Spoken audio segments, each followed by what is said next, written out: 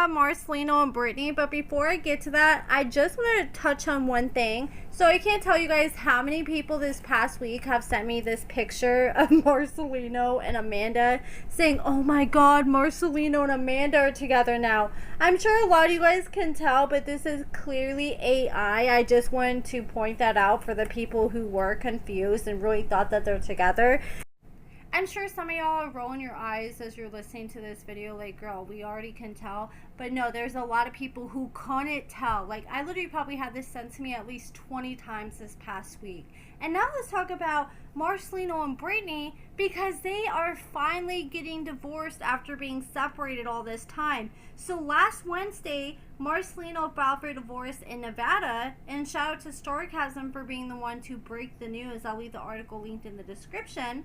But he filed for dissolution of their marriage, and he pointed out in the court documents that they're incompatible. So they ended up getting married in December 2018. They had 2 children together, and according to the divorce filing, Marcelino and Brittany, they're going to share joint legal and physical custody of both their children. So I don't think they're going to probably have any kind of child support order put in place if they're both going to get 50-50 custody. That's what it's sounding like.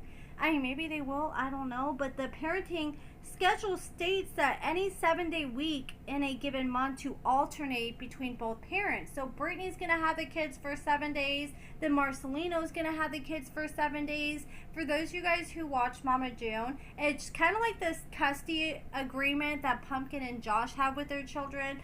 Pumpkin will have the babies for a week, then Josh will have them for a week, and that way they don't have to pay child support.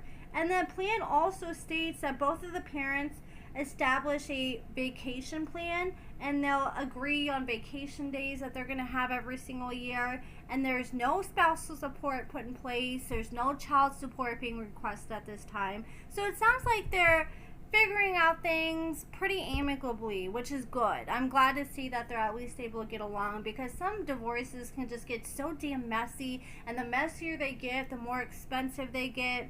And the filing also points out that Brittany and Marcelino have no community property, which is interesting because they went out to Florida and bought a house in the state of Florida, and at this time they still had that house. They're trying to sell it, but they haven't sold it at this time. And this house, I guess Marcelino's name is on the deed, but both Marcelino and Brittany's name were on the mortgage, and both names were also on a modified loan agreement that they both signed in December 2024. And the house is still listed for sale. They're trying to sell it at this time. But yeah, I just found that interesting that they're not trying to split up that house. I guess they probably agreed on, you know, we'll get the money, we'll split it up. We don't have to deal with this in the divorce filing. We'll just handle it between the two of them, which, you know, I feel like is a good decision, because it seems like they've been able to figure out everything else fine, so they should have no issues when it comes to this. But a lot of people are shocked that they took this long to finally file for divorce.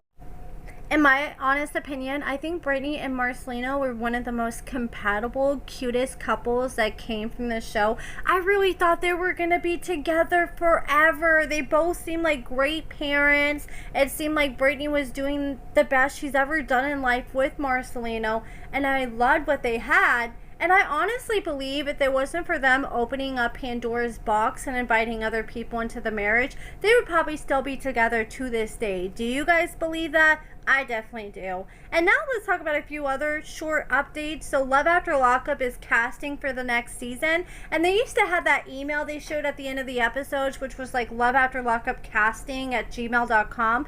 They have changed their contact email. So if you guys know anybody who's trying to be on the show, who's going to be getting out in the next few months, then email them at prisonlove@sharpentertainment.com. And as someone who's talked to so many cast members and talked about the casting process with other cast members, basically what I've heard, the more messier and more chaotic you make your story have to sound, the more likely you're going to hear back from them. Like, if you call them and be like, yeah, I got multiple baby daddies, I got me a whole roster, he's cheated on me 5 times, oh yeah, you're probably going to get a call back within 2 hours of applying. But if you're one of those people that doesn't get a lot going on, then they're probably not going to hit you back. Next, we have Chance, and his girlfriend and baby mama, Alyssa, is out here trying to be as optimistic as possible. She says, I have the official parole hearing documents of Chance's release date, and for all you naysayers who don't know shit and keep saying 22 years, which one of you wants to know what it is? And this post she made several days ago, and people were expecting her to drop the date or the parole papers she was talking about. She's yet to do that, which kind of makes me question, okay, is he really getting out as soon as you claim? Because if he did, then why don't you have any issue posting the documents? Like, if I had documents that my man was about to get out in a month, I'd want to post them everywhere. But the fact she hasn't really said anything and kind of still being really vague about this situation, I'm starting to think she doesn't know entirely for sure. She's just trying to be optimistic, or maybe she's just going off what Chance is telling her, because I'm sure Chance isn't being fully honest about the time that he's facing. Yeah, he's serving up to 22 years. That's his backup, but he's probably telling her, babe, I'm going to be out in a few months, because he probably doesn't want her to go move on with someone else, because someone's more likely to stick around if they think you only have a few months left versus a few years or 20 years left. But Chance still has open charges that he's facing if he does get out. Like, if he does end up getting out, then he may still get transferred to another prison. I mean, he's still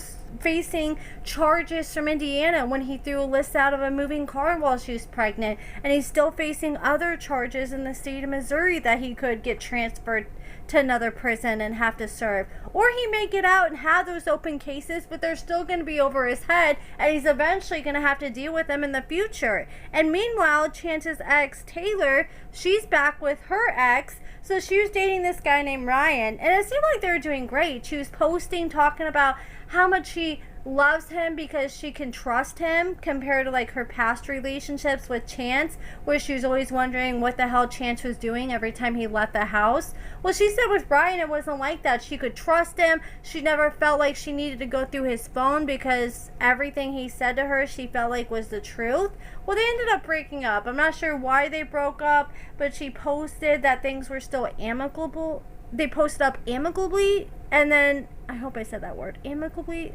They're still amicable at the end of the day after they ended up breaking up, and Ryan said they were still good friends. Well, the breakup only lasted like a week or two before they ended up getting back together. She made a post talking about, sometimes people break apart, but here we are coming back together, and it seems like she's really happy. She's working as a mail carrier out in Missouri, and I know Chance's girlfriend Alyssa just got her own apartment in the same area as Taylor, and she's been babysitting Taylor's kids from time to time. But that's pretty much it, guys. Let me know what you guys think about everything that we talked about in the comments below, and thank you so much for watching.